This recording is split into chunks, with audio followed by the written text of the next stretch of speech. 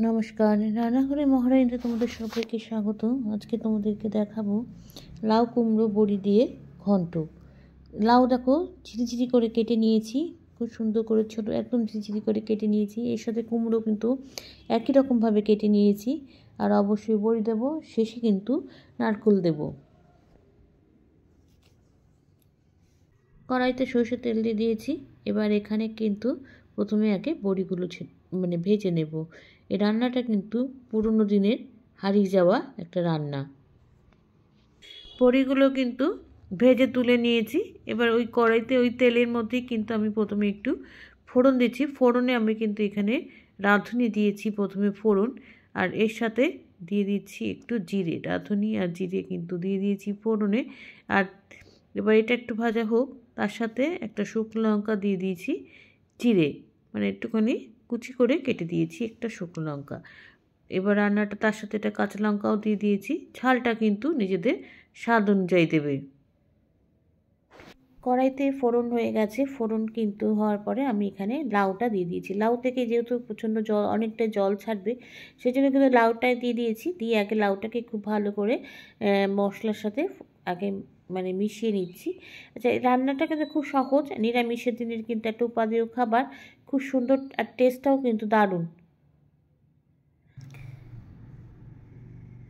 লাউটা আমার কিছুক্ষণ মেশানো হয়ে গেছে। এরপর কিন্তু এখানে কুমড়োটা কেটে রেখেছিলাম, সেটা আবার দিয়ে দিলাম। লাউ আর কুমড়োটাকেও এবার খুব ভালো করে কিন্তু আমি মিশিয়ে নেব।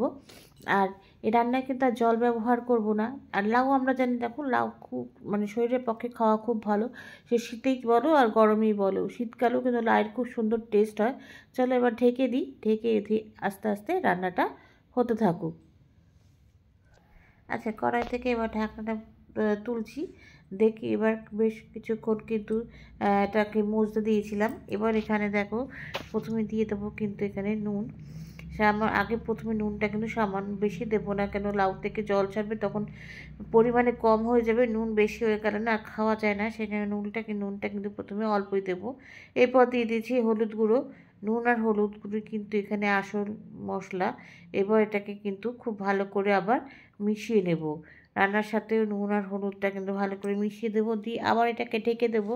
আর এটা কেমনভাবে রান্না করতে হবে যেন এই লাউ আর কুমড়োটা কিন্তু একদম ঘেটে যাবে না, ঘন্টের মতন হবে না। সেজন্য কিন্তু এটাকে আস্তে আস্তে ঢেকে ঢেকে রান্না করতে হবে। আচ্ছা, এবার দুটো কাঁচা লঙ্কা ছিল। এখানে লঙ্কার ঝালটা কিন্তু খুব প্রয়োজন নেই, সেই জন্য কিন্তু অল্পই দিয়েছি। দুটো কাঁচা লঙ্কা আমি এখানে চিড়ে দিয়ে দিয়েছি। দিয়ে এবার আবার এটাকে কিন্তু মিশিয়ে নিয়ে আমি এবার ঢেকে দেবো। আবার কিছুক্ষণ মজবে। দেখো আস্তে আস্তে কিন্তু অনেকটা কমে এসেছে মজতে মজতে। দেখো এখন অনেকটা জল রয়েছে, জলটা কিন্তু আমাকে পুরোটা টানিয়ে ফেলতে হবে। ততক্ষণের জন্য এটাকে আবার ঢেকে দেবো। আচ্ছা, অনেকক্ষণ ধরে কিন্তু কষানো হয়ে গেছে।